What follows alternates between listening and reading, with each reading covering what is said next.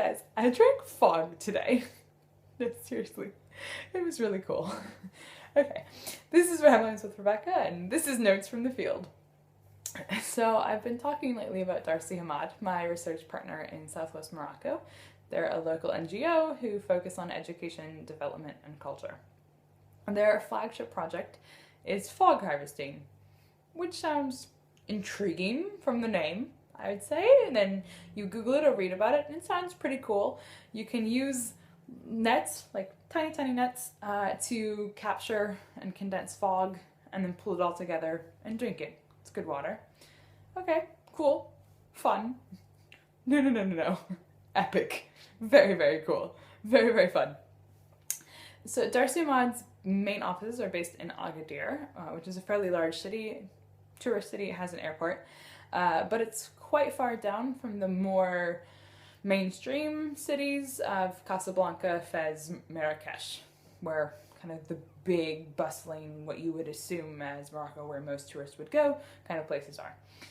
The fog is then several more hours down, even though it's actually kind of in the middle of Morocco, geographically speaking, but quite far down from the main center, politically and population-wise speaking. City Ifni is Dar Si Hmad's other office city on the coast. And the fog harvesting project is in the mountains, the Anti-Atlas Mountains in the Eighth Bamran region. There are 380 Berber villages, Berber, also known as Amazi, the indigenous people of Morocco. Folks in these villages, primarily subsistence farming, migration to cities with remittances, those kinds of things for living, and quite a lot of water stress.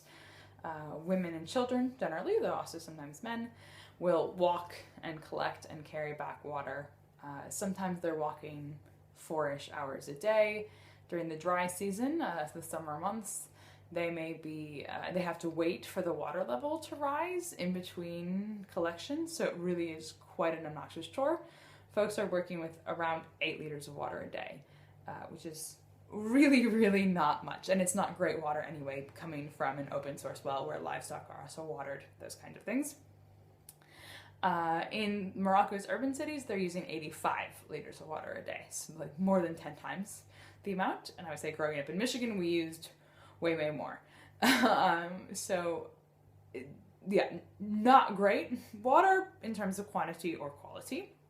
However, they have crap loads of fog, given the particular way that fog systems drift down from the Atlantic. These particular mountains, you can see massive amounts of fog billowing through. The local people would call fog dead water, because they can see it, they know that it's water, but it was completely inaccessible, essentially. Until this actually, in some ways quite simple, and in other words incredibly innovative technology was brought in by a local man's who was currently living in Canada at the time, saw this at a conference, was captivated, grew up having seen the fog and knowing the water scarcity in this region, was like, hey, let's figure out if this works. And indeed it does. So Dar Si Hmad now runs and operates 20 fog nets, massive mesh, very flat nets, tiny, and fog blows through, and the water gets caught up, and the nets drips down, and then into piping channels, and the water is piped to currently 5 partner villages. Really cool stuff. Dar Si Hmad runs a huge amount of capacity building, did surveys before and during the project to make sure it was done in appropriate ways. I blog about it quite a lot on Dar Si Hmad's blog, so I will include the link below. Check it out for lots of more details. I'll also put Dar Si Hmad's website, of course. Really cool. However, the big point of this video is I drank fog today!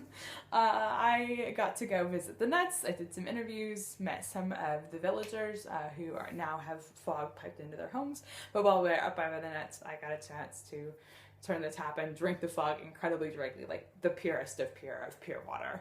It was really cool, and who would think you can drink fog? It's possible to get it all condensed. Anyway, really cool stuff! And that's my field for the day.